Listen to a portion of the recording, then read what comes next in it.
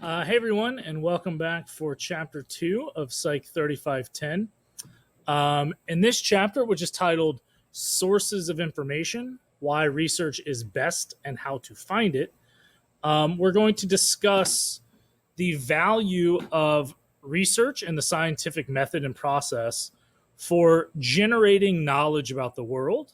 And we're going to discuss why the knowledge that we generate with research is better and more valuable than other types or other ways in which we generate information.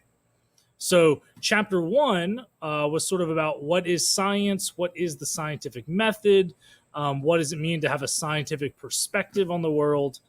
And then chapter 2 is going to be why is research and science valuable, and why is it more valuable than, for example, your personal experience. So let's kick it off. We're going to hit a few main points throughout this chapter. The first is research versus your experience. So even though you have lots of experience in the world and other people have their own experiences in the world, and we tend to draw conclusions about the world from our own personal experience, we're going to see why that is not the best way to gather information about the world, why research is better than experience. We're also going to look at why research is better than your intuition, or what you might say your feelings, right, about a subject. We're going to talk about the positives as well as the pitfalls of trusting authority figures on a subject. And then we're going to discuss a little bit about the manner in which we find and read research from the scientific community. So let's kick it off with research versus your experience. So there are four major reasons why research is a better source of information about the world than is your experience. The first is that your experience has no comparison group. The second is that your experience is confounded. The third is research is better than experience because it does not have comparison groups or confounds. And research is probabilistic, meaning, we'll see what that means, but basically it means it applies broadly rather than just applying in your individual situations. So a good example of this, and we'll see multiple examples, you'll often see athletes or people wearing this sort of tape along joints or major muscle groups. If we wanted to ask the question, does this tape help people recover from injuries? Does this tape help people improve their performance in a sport? We could just ask you, right? Like as a person, you could say, well, I use it and it helps me. Or we could go out and do research, right? We could manipulate the world and set up the world in such a way where we test the hypothesis of whether or not this tape is helpful. And the argument here is going to be that the situation in which we control and manipulate the world and test a hypothesis is a much more valuable way of gaining information than just asking, Joe Schmo whether he thinks the tape works or not.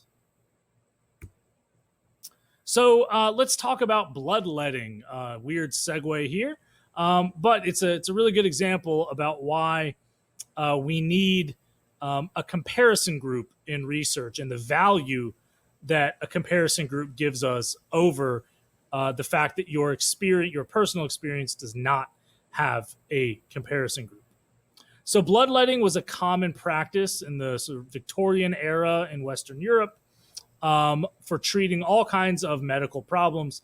Back then, they thought medicine and health were governed by sort of balances between fluids in the body, blood being one of those fluids.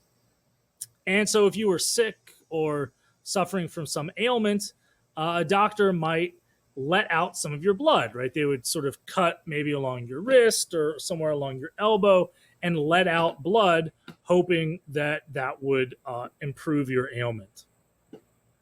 So let's say that I told you that of people who experienced bloodletting, 20% of them improved. 20%, 1 in 5 people who experienced bloodletting got better. And I said, does bloodletting work? So what we have here is some data. 20% of people who did bloodletting got better.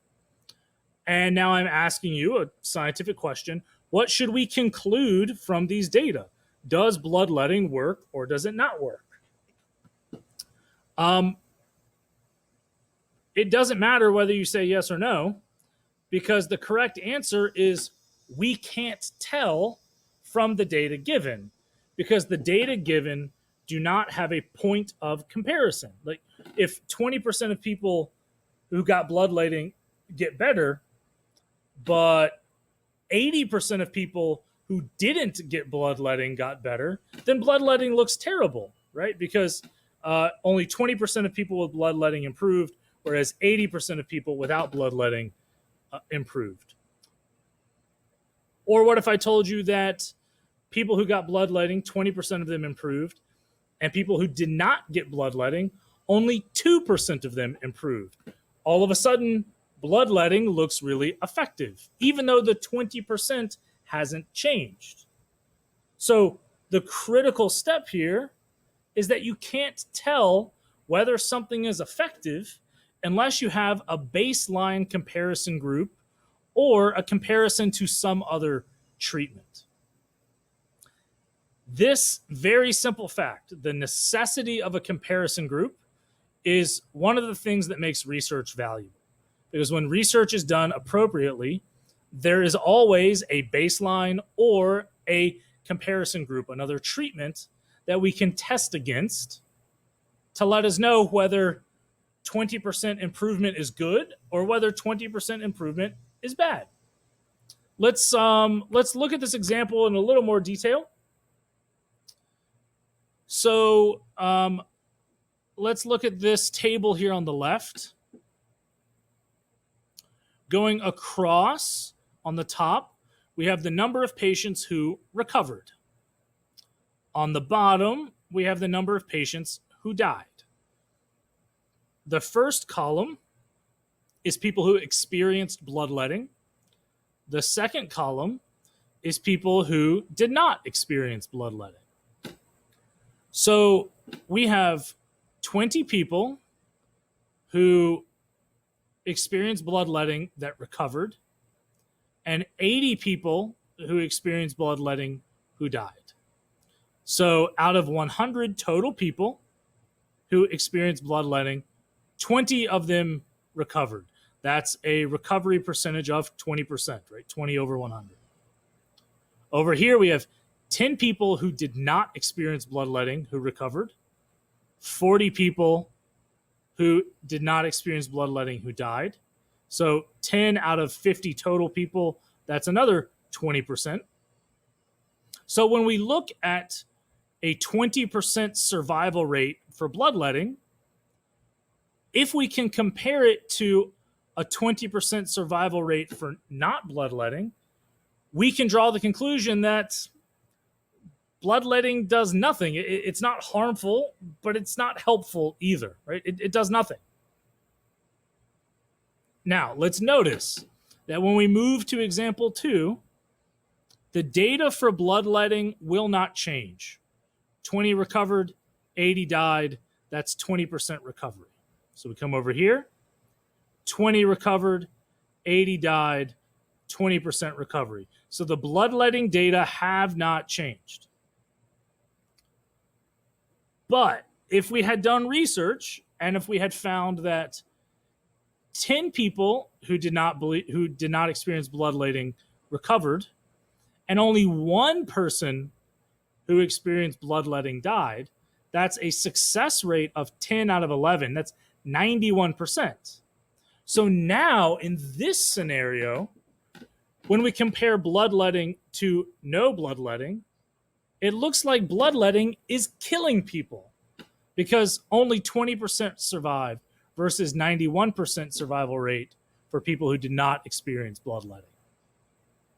So the key here is that the conclusions you would draw from these two situations, if we imagine that these are two separate theoretical, hypothetical experiments that we've done, the conclusion from the experiment on the left is that, well, bloodletting doesn't help, but it doesn't really hurt either. It's just kind of neutral. It's whether or not someone has their experiences bloodletting has no impact on their health, right? 20% survival either way. But if we kept the same bloodletting data and had our experiment found something different with our comparison group, mainly our comparison group survives at a rate of 91%, then suddenly it makes our conclusion about bloodletting dramatically different. Now, even with the same bloodletting data, if our comparison group changes, then our conclusion about bloodletting changes. And in this example, we would conclude bloodletting is terrible. Do not do it. It's killing people, right? Because only 20% survive versus 91% survival in the other group. So the problem with your personal experience and the problem with basing your conclusions about the world on your personal experience is that your personal experience doesn't have a systematic comparison group. You're looking at 20% bloodletting and you have nothing to compare it to, so you don't know what conclusion to draw, right?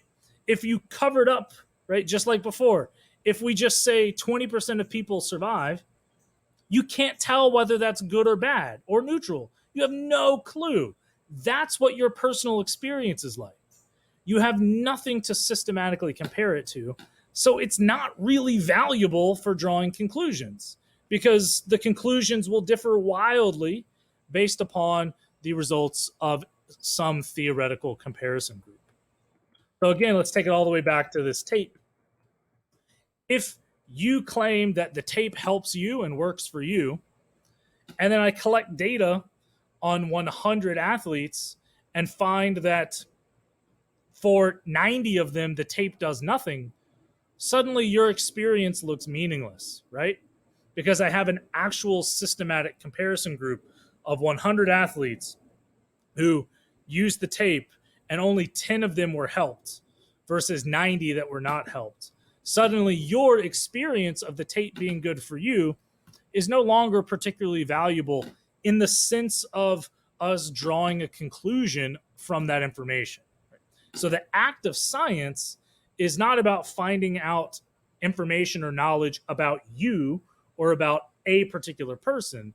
The act of science is about collecting data so that we can draw large conclusions that impact large groups of people at the population level. Right? That's why comparison groups are necessary. And again, a third example with the bloodletting, if we changed the comparison group again, right, where now maybe, again, fictional theoretical data where we have 490 people who did not get bloodletting who died, so a success rate of only 2%, suddenly bloodletting looks like a great idea, right? 20% survive versus 2% survive. So we should all be bloodletting, right? That's what you would conclude if these were the real data. So you can take the same set of data, and if it has different comparison groups, then your conclusions will be different. And so that's why we need comparison groups. If you don't have a comparison group, then you're just sort of left blowing in the wind, having no idea what you should conclude. So your personal anecdotes are the bloodletting. Without a systematic comparison, we don't know what to make of them. Here are a couple more examples. You might come up with a hypothesis that volunteering in your community can help you feel younger. You feel more energized. You feel more valuable, and that has a positive impact on your well-being. And so, what if I told you that it's been found that 76% of people who volunteer feel younger than their age? Sounds good, right? It sounds like that we should all be volunteering, but there's no data from a comparison group. What if 90% of people who don't volunteer feel younger than their age? Then suddenly volunteering looks bad for you, not good for you. So this statement is not a statement from which we can draw a conclusion unless you have a baseline or a point of comparison. And the same thing here. Does reading the safety guide in an airplane keep you safe? Let's say in a fictional plane crash that 70% of people who survive air crashes have read the in-pocket safety manual before their flight. 70% of people who read the manual survive the airplane crash. Sounds like we should all be reading the manual. But what if 85% of people who didn't read the manual survived the plane crash? Right? Without that point of comparison, we don't know what to make of this 70%. Another just quick example, if I told you that Georgia State graduates 65% of the students who enroll at Georgia State. So if you enroll at Georgia State, 65% of those students will eventually graduate. Is that good or bad? You don't know. You don't know if 65% is good or if 65% is bad unless we can compare it to like a national average. And if I told you that the national average was only 50%, then suddenly Georgia State looks really good if it graduates 65% of its students. But if I told you the national average was 80%, then suddenly Georgia State looks really bad with only graduating 65% of its students. The point of comparison is necessary. And that's why research is better than your experience.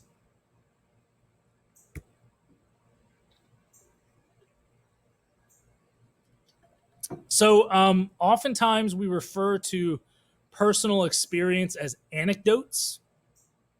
These are some maybe common anecdotes that you might experience in day-to-day life.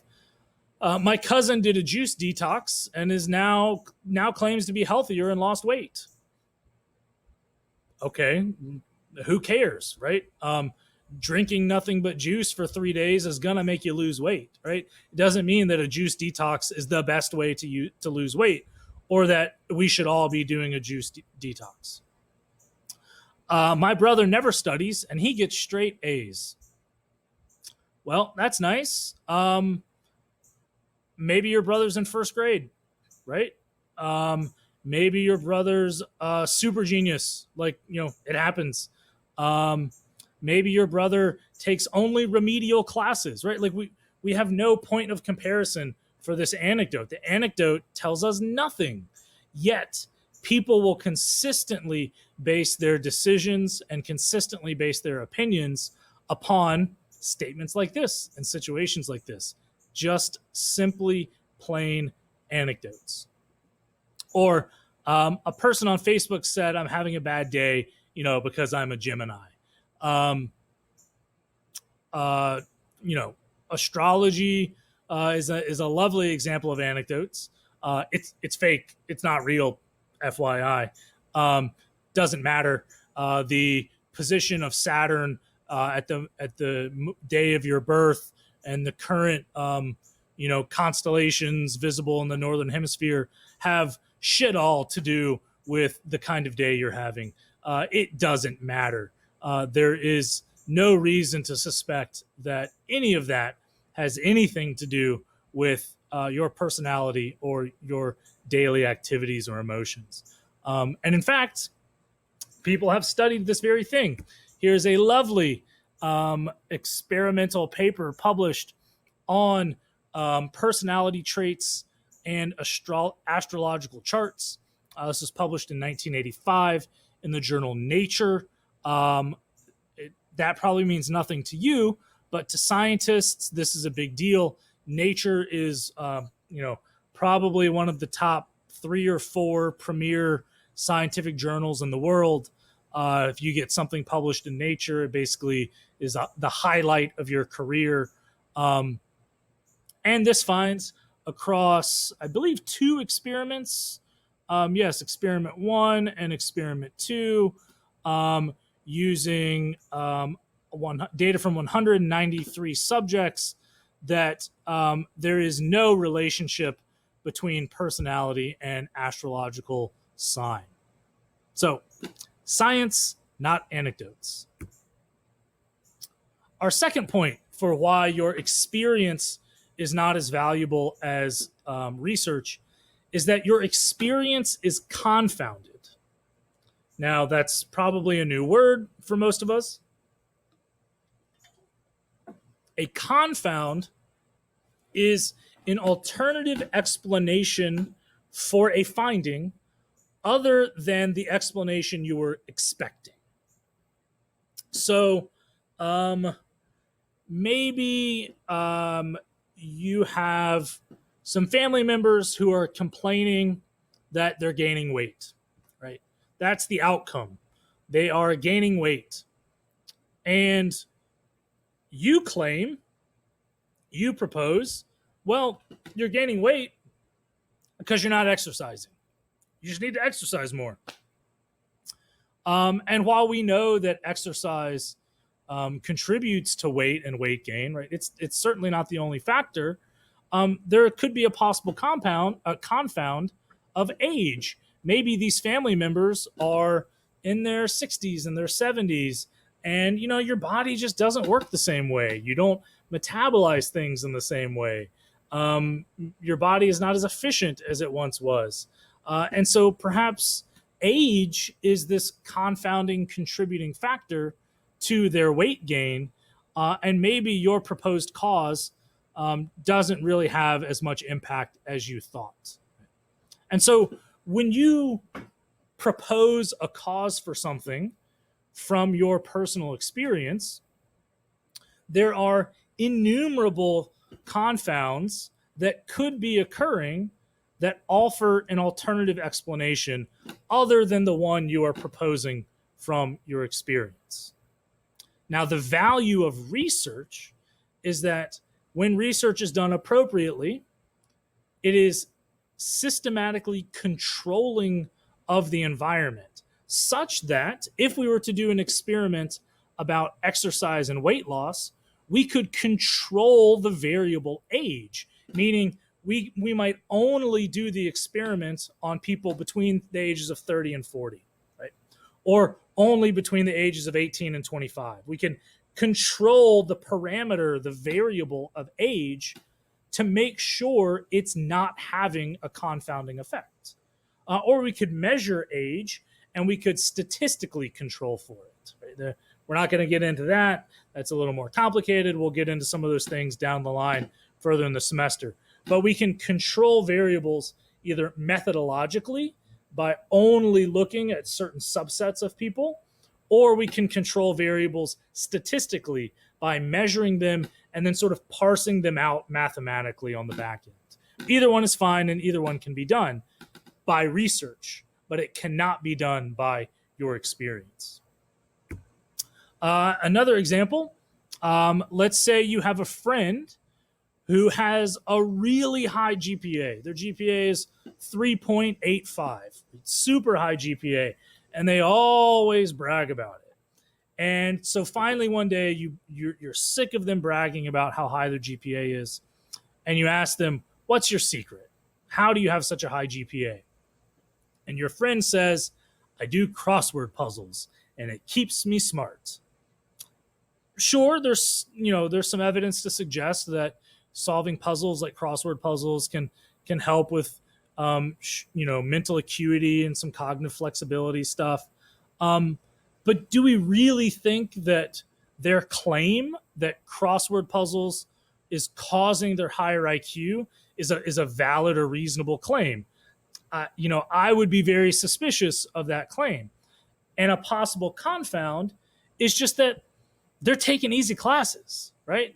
They're taking, intro to guitar, which is a class that I actually took in college.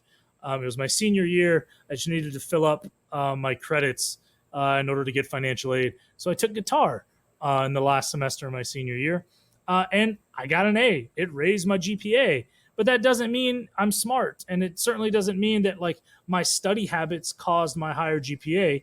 I just took a really easy guitar class, right? So your friends claim from their personal experience that crossword puzzles are causing them to have a higher GPA could be confounded by all kinds of things, right? They could be taking easier classes. Maybe they don't need to have a job during college, right? And you do, and so you don't have as much time that they can devote all that time to studying, right? And so that's why they have a higher GPA. It has nothing to do with the crossword puzzles, right? There are tons of possible confounds that are alternative explanations for their GPA that if you're just basing your conclusions on personal experience, there's no way for you to control for these confounds.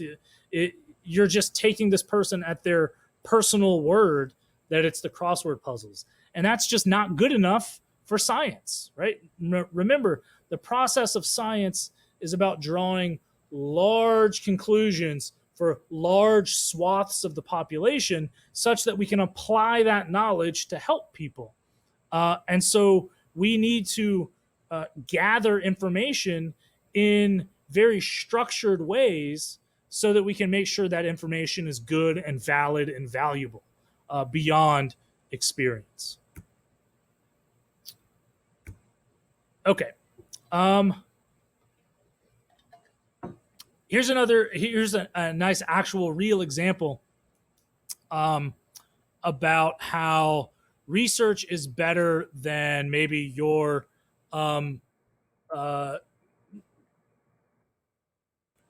some common claims that you might hear in the world, or maybe some sort of cultural, I guess, knowledge that we seem to carry with us. So, for example, oftentimes if someone is angry or upset, a common solution to help them calm down is to get the anger out, right? Go punch a punching bag, go punch your pillow, go scream into a pillow. In fact, there are now businesses popping up in cities where you can pay money to go into like a padded room with a baseball bat and destroy chandeliers or whatever, right? And break things as an act of catharsis to get your aggression out. And this seems reasonable, right? What aggression feels like is this thing that's like building up and bubbling up inside of you, and that if we could release some of it, that aggression would go back down and we would feel better. So it seems perfectly reasonable that we should believe in this idea of aggression catharsis. Well, turns out if you actually study this from a scientific perspective, it's not true. An experiment published in 2002 by a researcher named Bushman created 3 systematic groups. They had people get angry, so they manipulated people's anger. So they created anger.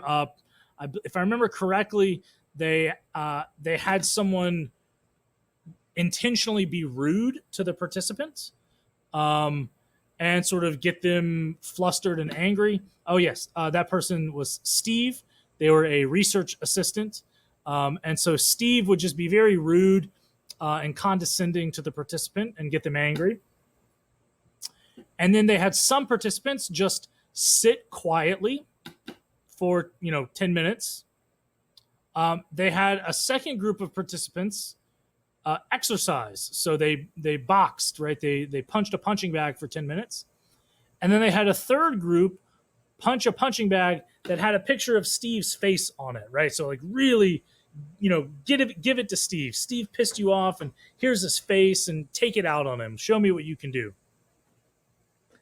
After the manipulation, they measured aggression again. And actually, what they found is that the Steve catharsis group increased in aggression. It made them angrier to punch Steve's face on the punching bag. The exercise group was sort of stayed the same, which means that that exercising did not lower their aggression. It didn't increase their aggression, but it didn't lower their aggression either. The group that actually lowered their aggressive behaviors was the group that just sat quietly. So when we take that idea of catharsis for aggression and we systematically test it in a controlled environment, we find that it's incorrect. It's just wrong. The catharsis hypothesis does not apply. You are better off just sitting quietly in order to relieve your aggression. Lastly, research is probabilistic, which means that findings are expected to apply to large groups of the population, but in a probabilistic manner such that there will always be exceptions. Right? People, places, things are not invariant across people, right? This is what I like to call the sort of people are fuzzy, right? What works for 90% of people will not necessarily work for everyone, but we can claim that it works for 90% of people, and that's valuable, right? That's good information. So research acknowledges that findings are basically patterns. Research is the study of patterns in the world. Your experience is important to you, but your experience makes up only a single data point in that larger pattern. So to harken back to our original example of bloodletting, surprise, surprise, bloodletting in reality doesn't work. It's not a good idea. But that doesn't mean that like occasionally by chance it didn't help some people, or that some people didn't get better as they got bloodletting. There was just a confound, right? Something else happened that actually explains them getting better. So the larger pattern of bloodletting not working is more reliable and valid and applicable to the population, but there will always be exceptions to that. So a good example is the reliability of cars. So Hondas are some of the most reliable, well-built vehicles that you can buy. They are Honda, Toyota are considered sort of the peak, the pinnacle of your sort of common sedan commuter car lines. They're extremely reliable. They are very good cars. They hold their value. They don't break down. They're easy to maintain. So if you buy a Honda, there is a very high probability that it will be an amazing car and that you'll be able to drive it for a decade and you'll be good to go with regular maintenance. There's a very high probability. Research has shown, right? Data from Honda, data from places like Consumer Reports, right, show that Hondas are very good cars. There's a very low probability that your Honda will be faulty, that it will be a lemon. But it's possible, right? Mistakes happen. There are violations of the rule every once in a while. It is possible that you could buy a brand new Honda and that in 3 months it breaks down. That's possible. But it doesn't mean that just because that happened to you, just because your personal experience was that the Honda was unreliable, does not overtake the rest of the data showing that Hondas are in fact reliable. right? Your one data point can possibly be the one that bucks the trend, but just because you bucked the trend doesn't negate the trend, right? The trend is still most applicable to the most people, right? And that's what we want to base our decisions on. So you can think of research as being the trend, the pattern, and your singular experience can be anything along that trend, but your singular experience does not negate the trend.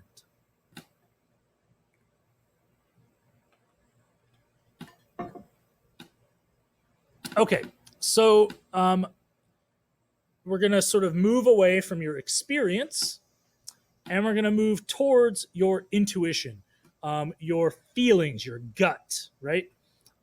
We're going to talk about why intuition and how intuition is biased and is a very poor basis upon which to draw conclusions and make decisions.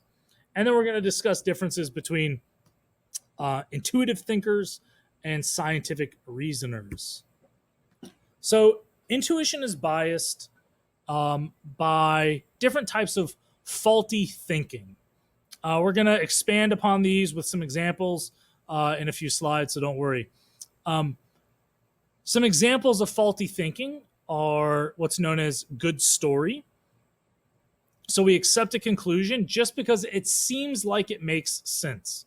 We've already seen an example of that. It's catharsis and aggression, right? Punching the punching bag to reduce your aggression seems like it should make sense. But when you collect data on the topic in a systematic way, it didn't turn out that way, right? The punching a punching bag to release your aggression is a good story, but the data don't bear that out. The next way that your intuition can be biased is because you only consider the things that easily come to mind. This is called the availability heuristic. You can only intuitively consider the things that you know and the things that you are exposed to, and you will be more likely to put too much weight, too much emphasis on those things that easily come to mind, and you're unable to consider thinking about things that you can't see or you don't know. Right?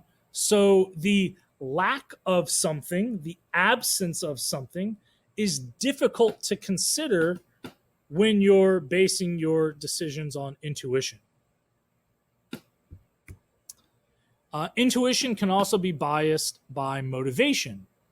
So this is when people, whether intentionally or unintentionally, they bias the sort of directionality of their thinking. So we can seek out the evidence that we like best, right? We only consider evidence that supports what we already think, right? We shun evidence that is against us, and we only consider evidence that's for us. We might ask biased questions in order to get our expected answers, right? The questions that we ask might not be good or the right questions. And we can even be biased about being biased. This is called bias. It occurs when you see biases in others, but then you claim that you are not impacted by those same biases, even though you are. Okay. Like I said, our catharsis example is a good example of being swayed by a good story. If you bottle up your rage, it'll explode. You have to let it out. That narrative is common in society and is very typical, but the data don't show that, right? The data go against the good intuitive story. The availability heuristic. You can only consider the things that you know and see, and you are more likely to consider and to put weight on the things that easily come to mind. So you're persuaded by something just because it's available to you, not because it's right or wrong or has been systematically tested. Just because it's available, then you claim that that is true or is the case. So here's some good examples. People are often afraid of sharks, even though sharks very rarely attack people and very rarely kill people. I mean, there are very, very few people, like less than 5 or 10 people a year are killed by sharks in the entire world. I think the statistic is you're more likely to be crushed to death by a vending machine than you are to be killed by a shark attack.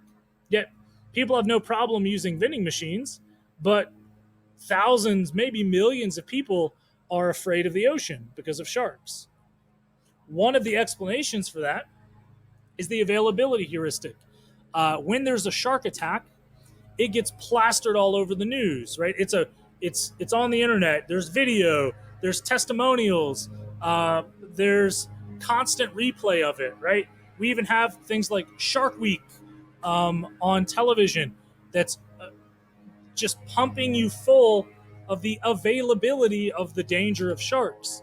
Even though when we look at the data, sharks are not dangerous at all to the general human population. Air flight and plane crashes is another great example.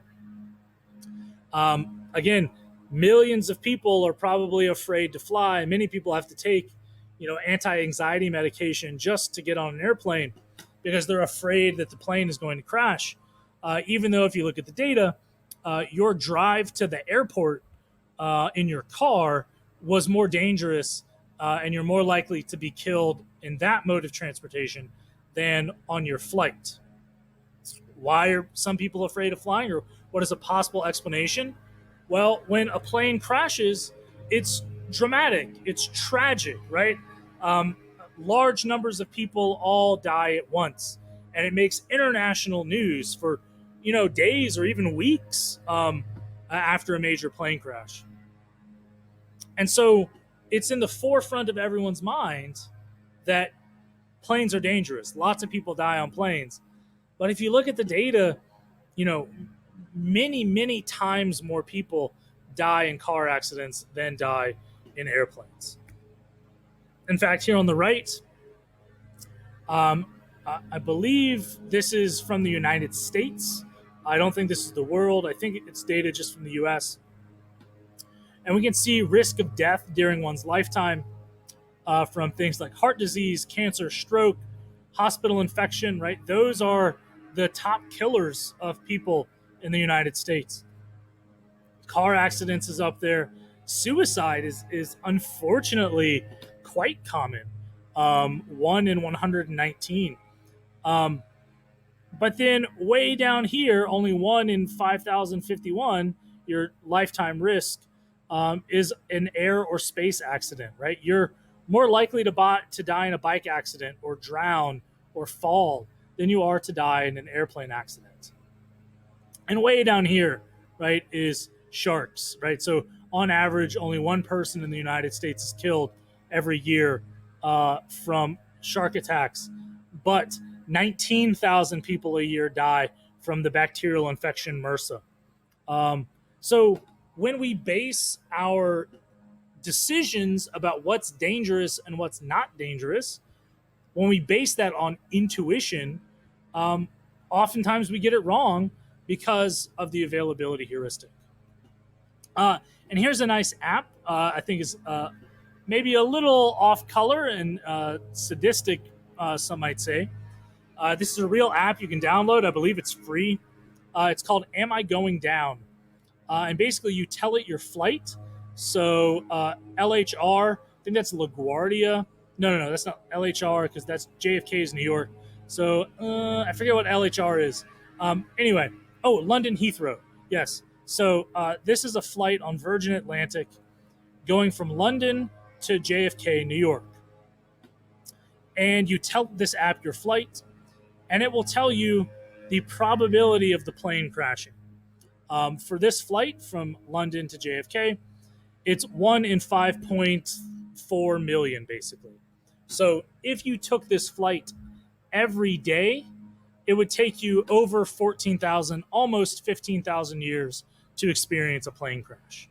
And that sort of puts in perspective the minuscule risk of airline flights and of death.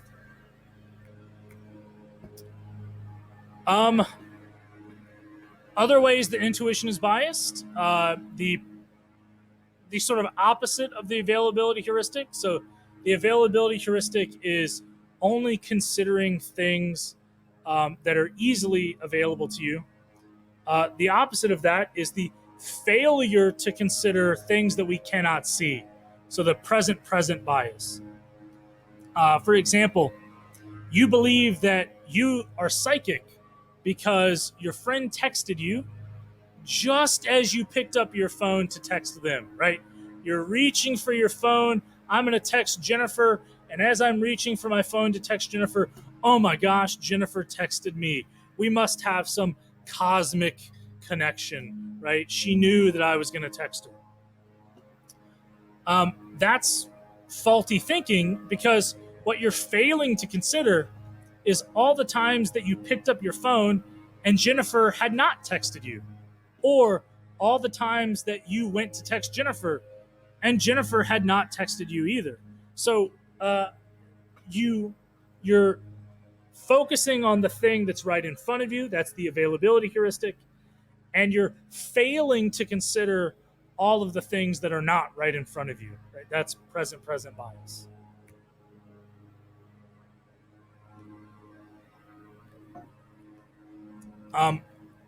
Oftentimes, particularly in politics, people only consider or only focus on the evidence that they like, that supports their side. This is called confirmation bias. So you are biased to only consider information that confirms your previously held beliefs.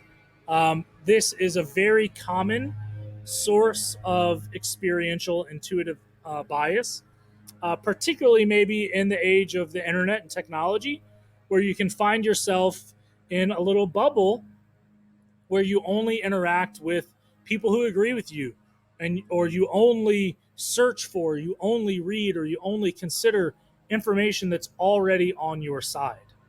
So we'll take one sort of hot button political issue, gun control or gun violence, and someone who's arguing against gun control might show you this article from the Washington Times. 11 times a good guy with a gun stopped a bad guy and saved lives.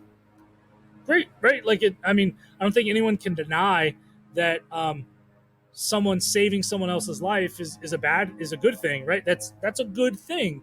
But it definitely comes with an ideological slant on the issue of gun control. And if you are anti-gun control, you might lift up this article as sort of the centerpiece of your argument. Versus if you're pro-gun control, then you might lift up this article. There have been more mass shootings than days this year. This was from sometime in 2019 from CBS. Again, comes with an ideological slant, a position on gun control. And the problem is not necessarily that either of these articles exist, right? Their existence is fine. The problem would be that if I am pro-gun control, I might only seek out this information that confirms my previously held beliefs. If I'm anti-gun control, I might only seek out this information about a good guy with a gun saving lives, and I might ignore the evidence on the frequency of mass shootings. So we can find ourselves in these little ideological bubbles, and you never have any communication or sort of cross-platform sharing of information. Um, you can be biased about being biased. This is called the bias or biased blind spot. Basically, other people are biased, but not me. I call this the um, I'm not racist, but bias, right? Like, so I'll skip ahead to an example here. Um, it's well known that course evaluations at universities in the United States are found to be biased against female and minority professors. We know that, like it's a fact. We have research on it. In fact, one of the landmark studies in this topic took two sections of the same online class. So, like section one of Intro to Psych, and then section two of Intro to Psych. And this was being delivered online. So the students never saw the professor, they never met face to face. The lectures are the same, the exams are the same, everything is the same. Except section one has a male name for the professor at the top of the syllabus. Section two had a female name at the top of the syllabus for the professor. At the end of the semester, same class, same lectures, same exams, same everything. The female professor was rated as less competent than the male professor, even though everything was exactly the same. And we find that the same thing happens with minorities. So this is a bias that exists. We know it exists. We can observe it in the world. If I went up to any person in particular at Georgia State, any student, and I said, "Hey, do you think that your course evaluations are intentionally biased against female and minority professors?" Most people, I assume, I hope, would be, "Of course not.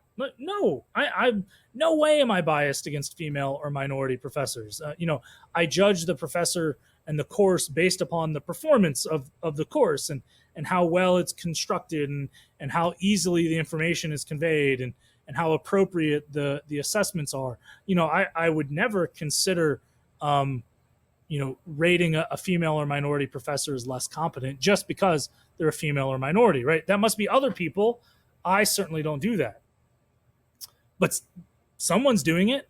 And enough people are doing it that we notice it in the data, even though most people would probably deny it to be the case, right? Most people would deny that they do this. But enough people do that some of those people must be wrong, right?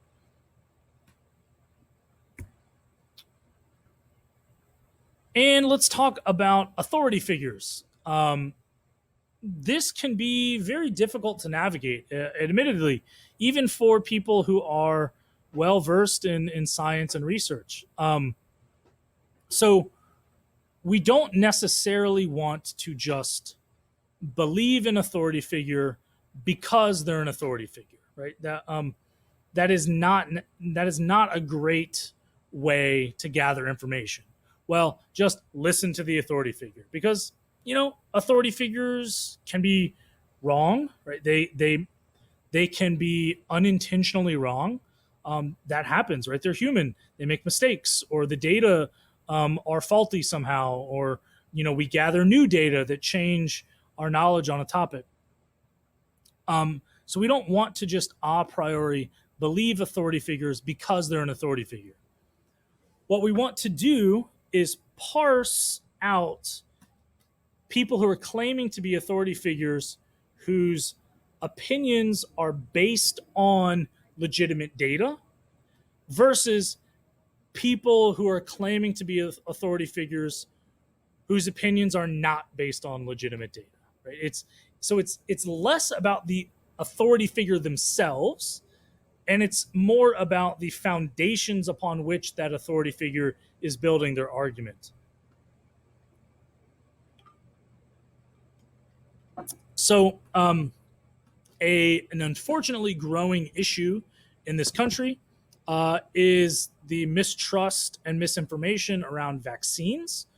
Vaccines are for my money, the single greatest medical advancements, in modern medicine. They've saved countless millions and tens of millions of lives across the world because they are effective and they are not dangerous, and they eradicate terrible, horrible, disgusting diseases.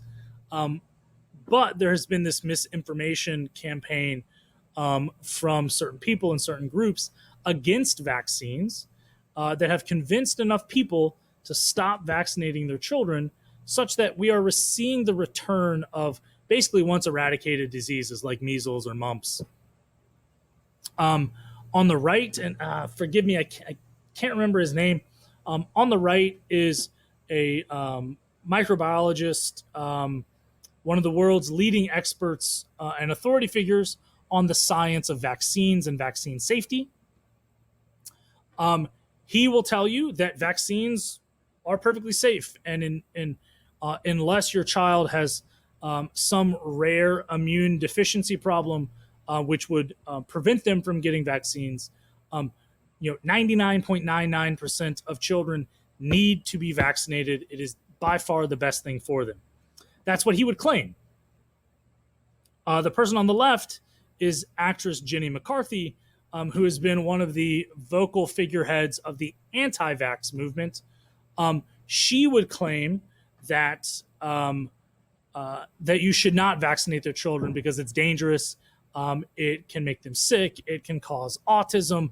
All of these nonsense claims. She is a terrible human being for doing this. There are children who are dead because of her, quite literally.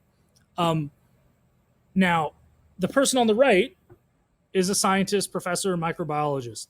Person on the left is a former actress. They both present themselves as authority figures. Now, we want to believe the scientist, not because he's a scientist, right?